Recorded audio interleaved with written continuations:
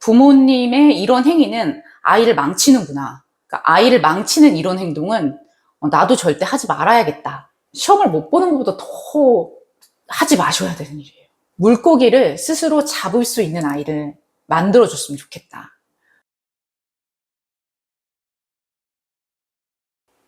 안녕하세요. 근영이즘의 근영이입니다. 제가 17년 동안 교육을 해오면서 이렇게 친구들을 정말 많이 다양하게 만나봤어요. 유아부터 고등학교 3학년 친구들까지 다양하게 만나봤고, 이 친구들이 이렇게 계속 성장을 하면서 어떻게 사춘기를 겪고 또 어른이 되느냐도 제가 지켜봤는데, 그래서 저도 엄마로서 어떻게 하면 아이들 교육을 잘 할 수 있을까, 이런 생각을 좀 많이 했던 것 같아요. 저번 영상에서도 말씀드렸듯이 가정 내에서의 부모가 아이들을 교육하는 게 매우 중요하다라고 말씀을 드렸고, 이번에는 그 부분에 대해서 좀 자세히 한번 얘기를 해보고자 합니다. 저도 한 아이의 엄마인데, 저도 이제 아이가 너무 예쁘죠. 사실 자기 아이 안 예쁜 부모가 어디 있겠어요. 근데 그럼에도 불구하고 절대 내가 이렇게는 키우지 말아야지 하는, 내가 이렇게는 행동하지 말아야지 하는 그런 것들이 몇 개 있거든요. 부모님들의 교육을 받고 자라는 과정에서 부모님의 이런 행위는 아이를 망치는구나. 그러니까 아이를 망치는 이런 행동은 나도 절대 하지 말아야겠다. 이런 생각이 드는 것들이 있어서 오늘 정말 꼭 말씀을 드려볼까 합니다. 제가 사실 어제 이 영상 때문에 우리 MZ세대 직원들과 미팅을 했어요. 너희들은 언제 자기가 혼자 다 할 수 있다고 생각했고 부모님의 간섭이 좀 싫었어? 라고 물어봤어요. 뭐라고 얘기를 했냐면 초등학교 4학년, 5학년 정도부터는 엄마가 나한테 간섭하지 않았으면 좋겠다고 생각을 했대요. 엄마의 어떤 얘기가 간섭으로 느껴졌고 나도 혼자 다 할 수 있는데 왜 굳이 저렇게 계속 얘기를 하지? 그때부터 시작된 이제 잔소리가 사실은 이제 처음에는 훈육이 되겠지만 계속 이어지면서 이게 듣기 싫은 말이 됐던 거죠. 그래서 그때 어떻게 했어? 라고 했더니 한 명은 같이 따지고 싸웠다. 그래서 엄마가 나를 포기했다. 라고 얘기를 했고, 또 한 명은 그냥 한 귀로 듣고 한 귀로 흘렸다. 그냥 엄마가 계속 얘기하면 가만히 있었다. 마치 듣고 있는 것처럼 대답을 하고, 세 번째 친구는 거의 중학교 때부터 기숙사 학교에 있었기 때문에 사실은 잘 기억이 나지 않는다라고 하더라고요. 근데 저도 지금 애가 지금 초등학교 5학년인데 저도 많이 싸우거든요, 집에서. 그렇게 되지 않으려고 노력을 해도 그렇게 될 수밖에 없는 게 부모구나 이렇게 생각을 하다가도 학부모님들과 상담을 하다 보면 내가 그래도 교육자인 부모니까 이런 것들은 하지 말아야지 하는 것들이 좀 몇 개 생겼었던 것 같아요. 저희 애가 한번 학원에 갔다 오더니 그런 얘기를 하더라고요. 엄마 있잖아, 가방을 안 챙겨주는 엄마는 엄마밖에 없어. 이렇게 얘기를 하더라고요. 너 초등학교 5학년인데 내가 너 책에 가방을 챙겨줘야 돼? 라고 얘기를 했거든요. 사실은 좀 그럴 때 좀 이렇게 내가 챙겨줘야 하나라는 생각이 들 때도 있어요. 근데 제가 너무 바쁘니까 사실은 한 번은 챙겨줘도 두 번, 세 번 할 자신이 없기 때문에 그냥 놔두거든요. 저도 이제 워킹맘이다 보니까 어쩔 수 없이 그런 것도 있고, 아이를 이렇게 봤을 때, 아이들이 자라나는 과정을 봤을 때 초사, 초육 요 시기에 좀 자립심을 기르고 독립성을 기르지 않으면 중학교 올라가서도 진짜 수행평가 날짜까지 어머님들이 다 챙겨가지고 이거 제출해야 되는 정말 총체적 난국의 상황이 될 수도 있거든요. 귀하지 않은 아이들이 어디 있겠어요, 사실. 그죠? 근데 사실 너무 더 귀하기 때문에 스스로 좀 자립을 하고 독립을 할 수 있게끔 부모님들이 생활 태도부터 학습 습관까지 이렇게 놔두시는 게 좋지 않을까. 처음에 봤을 때는 엉망이죠. 한 1년이 엉망일 수도 있어요. 안 하던 걸 하니까 당연히 익숙하지 않죠. 그래서 오히려 초사, 초육 시기에는 도와주시되 지켜봐도 주시고 그런 시간, 그리고 스스로 이제 실패도 겪고 이렇게 하면 안 되겠구나도 느끼고, 그러니까 자아가 좀 잘 형성될 수 있게끔 부모님들이 훈육과 그 다음에 이제 자율성을 같이 주시는 교육을 하시는 게 좋지 않을까라는 생각을 합니다.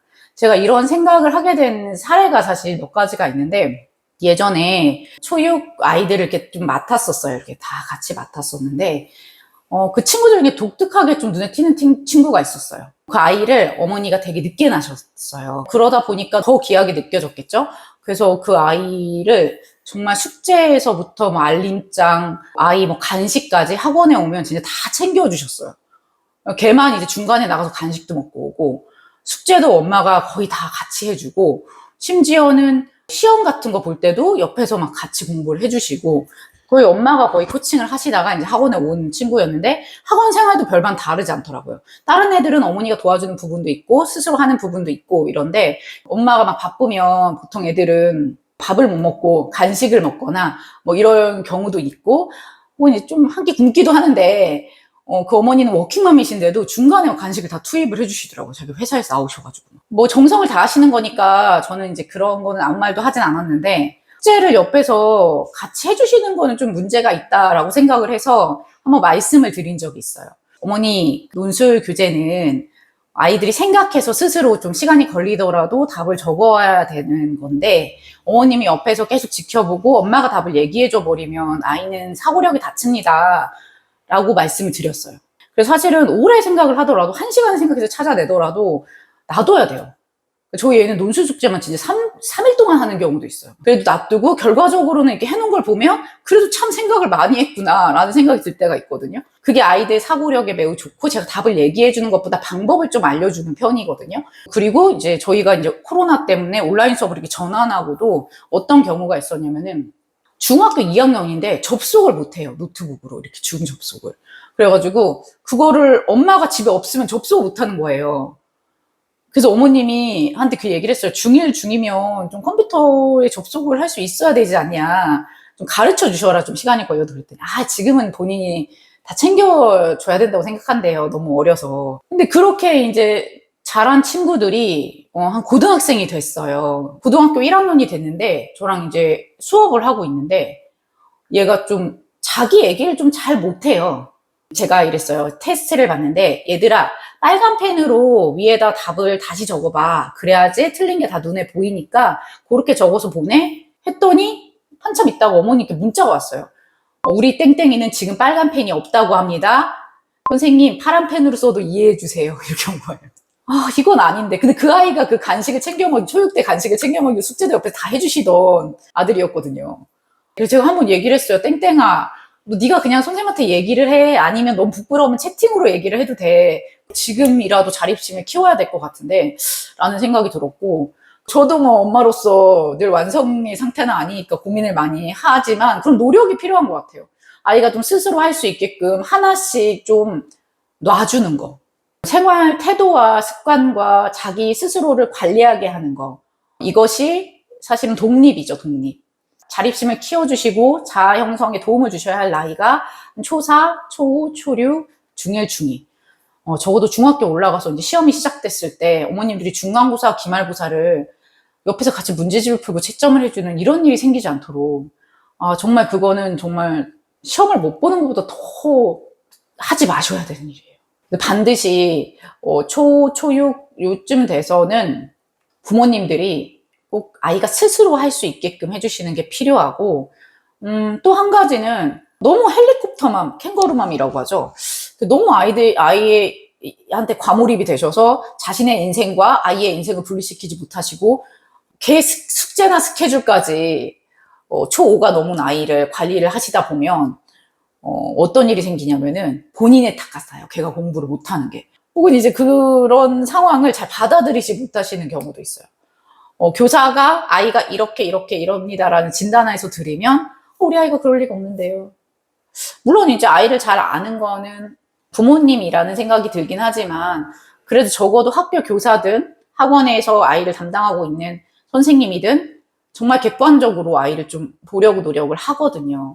공부를 잘하는 애들도 부모님이 몰입되는 게 아니라 아이가 몰입돼야 되는데 아이는 평정심을 찾고 있고 엄마가 나 해주겠지 이러고 있는데 엄마만 막 다급하고 막 얘를 어떻게 해야 될지 모르고 이렇게 되시면 안 돼요.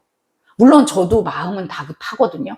그러니까 저는 이걸 알기 때문에 자꾸 저한테 생각을 해요. 안 돼. 안 돼, 그녀아.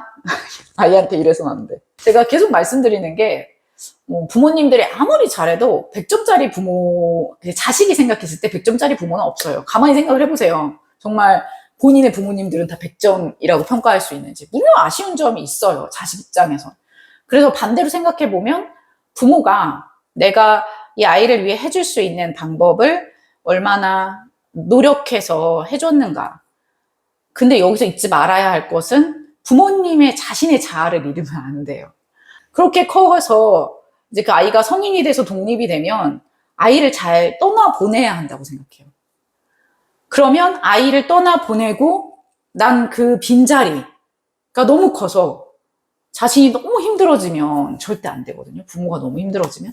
그러면 어떻게 돼야 되냐면 사춘기가 될 때부터 엄마는 엄마의 인생과 아이는 아이의 인생과 그리고 둘이 함께 걸어가는 인생이 있어야 하고 어느 시점이 되면 정말 얘를 이렇게 떼서 인생을 내가 가장 멀리서라도 응원하는 사람이야가 되셔야지 얘가 시집가고 장가가고 뭐 아이 낳고 할 때까지 계속 이 아이의 밥 먹고 자고 막 하잖아요. 네. 이런 것까지 다 간섭을 이거 진짜 간섭이에요. 이거는. 그래서 또 정신적이든 경제적이든 뭐 이렇게 독립을 시키셔야지 부모도 행복하고 아이도 행복합니다. 그래서 그걸 준비하시는 시기가 초등학교 고학년부터인 것 같아요. 마음이 헛헛하시겠지만 내가 얘를 좀 건강하게 떠나보내야겠구나. 얘를 내가 마음속에서 정말 하나의 인격체로 건강하게 이 아이가 설 수 있도록 매일매일 노력을 해가야겠구나. 교육자로서 팁을 드리자면 초고학년 때부터 반드시 아이의 자립심을 길러주셔라. 그래서 물고기를 스스로 잡을 수 있는 아이를 만들어줬으면 좋겠다. 이제 또 한 가지는 그러기까지는 시간이 걸리고 어머님들의 인내심도 필요하고 아이를 지켜봐 주시는 것도 필요해요. 우리가 이 방광과 좋은 교육과 이건 다르잖아요. 또 방치하시면 안 되고 방치는 달라요. 지켜보는 거랑 지그시 지켜봐 주시고 좀 도움이 필요할 때 좀 손을 내밀어 주시고 아이가 뭔가 얘기를 했을 때 좀 도와주시고 그러면서 스스로 이제 중학생이 돼서 학교 생활이든 자신의 어떤 교우 관계든 뭐 이런 것들을 좀 건강하게 챙겨갈 수 있도록 한번 부모님들이 노력을 해보시면 참 좋을 것 같습니다. 그래서 오늘 근영이즘에서는 가정에서 좋은 부모가 되기 위해는 꼭 이것은 하지 않으셨으면 좋겠다. 꼭 이것은 해야 한다. 이런 테마로 한번 이야기를 해봤습니다. 다음에 더 좋은 교육 정보를 가지고 찾아뵙도록 하겠습니다. 네, 구독, 좋아요 아시죠? 네, 감사합니다.